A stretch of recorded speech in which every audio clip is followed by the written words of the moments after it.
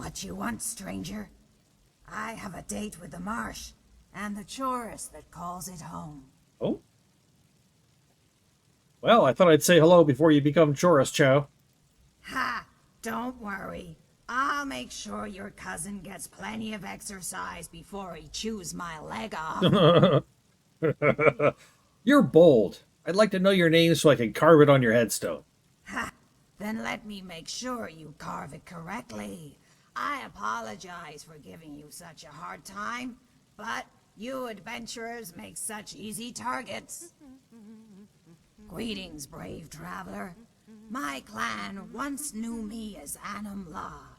The fighters I stand beside, however, call me the Swamp Knight. Nice.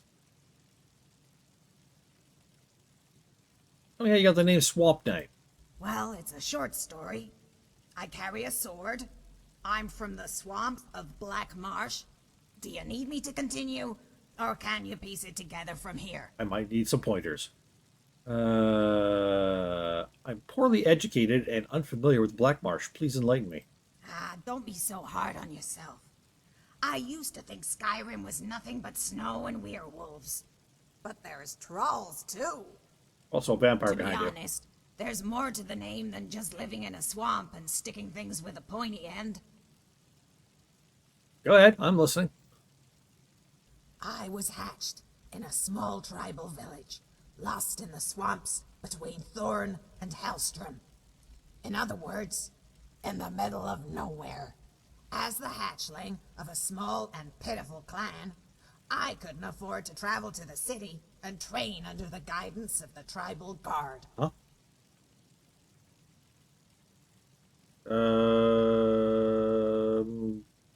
Don't Argonians travel inside giant worms?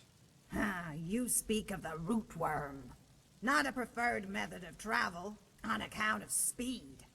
Smugglers prefer the secrecy, however.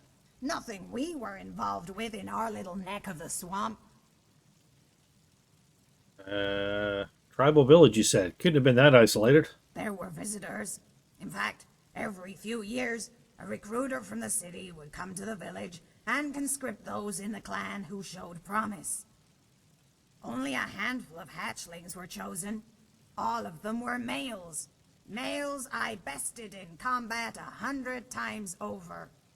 I figured the only way I'd be a soldier was to train on my own.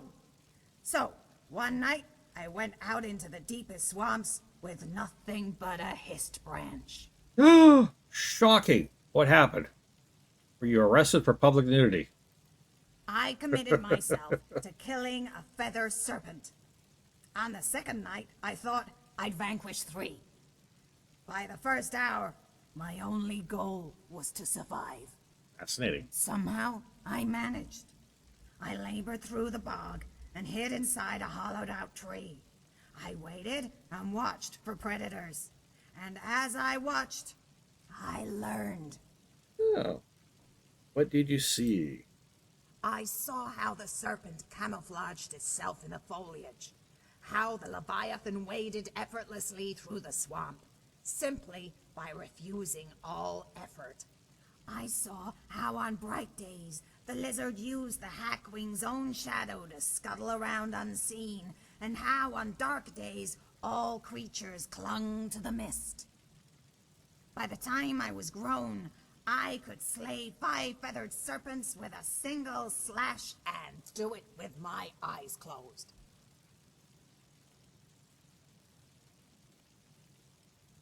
You explained why you got the name Swamp Knight, but not how. True enough, the name came when I joined a company of fighters, many of whom were celebrated warriors from all over Tamriel. There were members who served as honor guards for tribal chieftains, and those who trained under guild masters and various regiments of the Empire. There were even retired assassins from the renowned shadow scales of legend, but none knew of who I was, or why I was recruited to join the company. How come? The truth was, I was never supposed to be there. I had found the invitation on a courier while traveling west toward Gideon. Undaunted, I told them the story of how I trained to become a knight. I used that exact word. In truth, I'd only heard the word knight in passing. But when travelers from strange lands used the term, their words spoke with a tone heavy with reverence. That's how I wanted them to speak about me. Naturally, the company laughed uproariously at my expense. They dubbed me the Swamp Knight, and I've been that ever since. Strange that nobody questioned your involvement. Oh, they did. But Dalum-A assured them I was on the up and up. He was our leader and the one who assembled the crew. I never asked him why. Maybe he was just curious. Maybe he ascribed it to fate. Maybe he thought he could make a wife out of me. Ha, poor fool never had a chance. You mentioned a company of fighters. Yes, there was Arnwulf, a former member of the Fighters Guild in Cyrodiil, a big Nord man with an even bigger laugh. In contrast, Ulla Way never said a word. He was a retired shadow scale, and the only noise he made was when he sharpened his daggers. Any mages in the group? Moontail was a conjurer who conjured monsters as quickly as he conjured lies. And Elia, a Breton healer whose lust for man had no cure. Then there was the Bosmer Indrel. Lazy girl, that one. When we made camp, she slept in the trees, but always with one eye open. There was a red guard named Bodan, a man whose gift of strings and tongue once earned him a place beside an Argonian tribal chief. And lastly, our leader, Dalum-A, a legendary swordsman who fought in the Great War.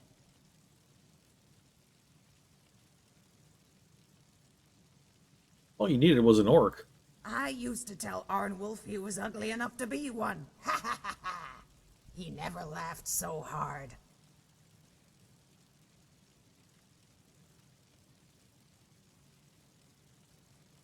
Tell me a story for the company days. On dreary nights, Bodan would lift our spirits with a song. And when he sang, our spirits would indeed lift, provided Arnwulf didn't join him. But on some nights, when he thought everyone was asleep, he would drift out into the swamp, where only the gods and the Hist could hear his tune. He would play a song that wasn't part of his normal routine, a solemn dirge about a lost love, a song so sad it moved the trees to tears.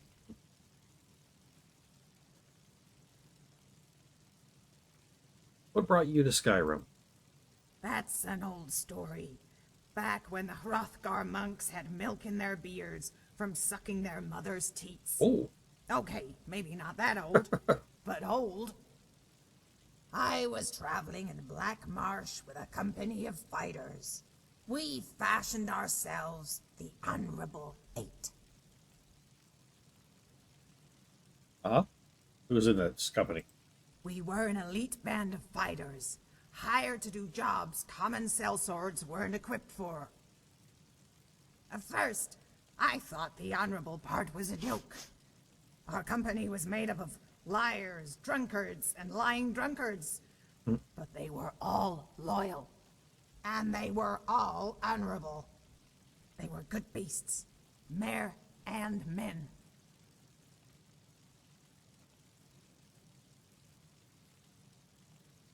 Find white lies and drunken confessions to be in the spirit of honor.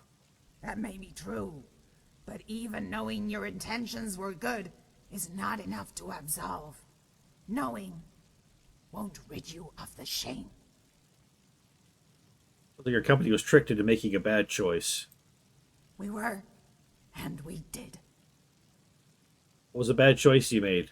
What caused you to split up? The job was simple. Clear out a cave of necromancers that were terrorizing one of the clans that resided near the border. The clan said a hatchling had gone missing, and rumors were abound of corpses stolen for experiments, and live bodies turned into corpses. What did you find in the cave? When we got there, the shadow scale Ula-Wei scouted ahead as the rest of us waited near the entrance. He found bear traps and tripwires. The occupants were further in, he said, black-robed mages, chanting. The whole thing stunk like a Thalmor's wet diaper. Traps or no, bandits usually post sentries in and outside the cave. The Nord, Arnwolf, though, he got tired of all the standing around. Black robes and ominous words, good enough for him. Dalum A gave the nod. Couldn't chance it.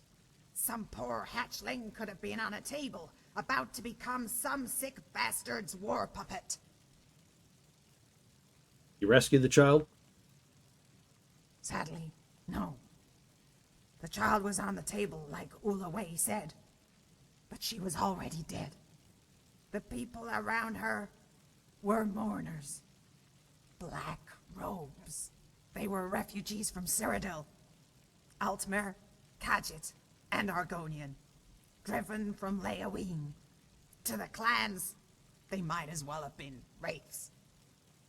I don't know who struck first. It didn't matter.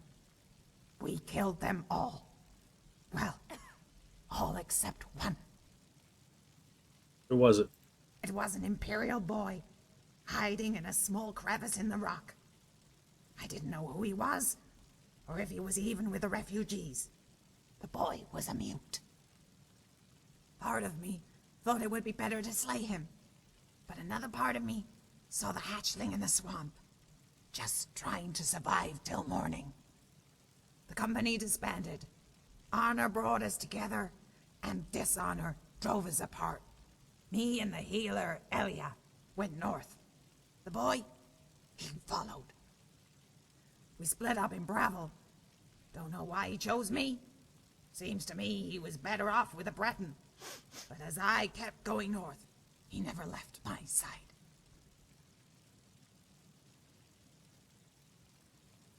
Probably wanted a mother, and not a score of fathers to share her with. Ha! I don't think Elia would have wanted him around either. Males grow squeamish at the mere talk of children, let alone the sight of one. What happened to him? I kept going north, figuring at some point the boy would stop following me. Gotta give it to the little runt. He had courage. Eventually, I realized I could have walked right into the sea of ghosts, and the little Histcarp would have dove right in. How did you two part ways? I was halfway through the marsh when I decided to head back to Morthal. I turned to the pesky urchin and told him, "All right, you win." Imagine my surprise when I found myself talking to a patch of death bells. Ha ha ha ha! There was no one there. Some may ask why I'm a knight without armor. Others contend I wear the mourner's clothes to honor the brave warriors I slay. Those in my company will tell you I wear it to mourn the refugees who died that day, and all the innocents who die in the pangs of war. I will tell you that there's only one thing in this world I truly mourn. My sanity. Ha ha ha ha! What are your plans going forward? As opposed to going backwards? Ha ha ha ha! I haven't thought about it, but your company makes me long for the old days. In truth, I only came to Skyrim to rid myself of that urchin. Now that I'm here, maybe I'll adventure for a bit. Or maybe I'll forge a new legend, right here in this adorable little puddle the Nords call a marsh.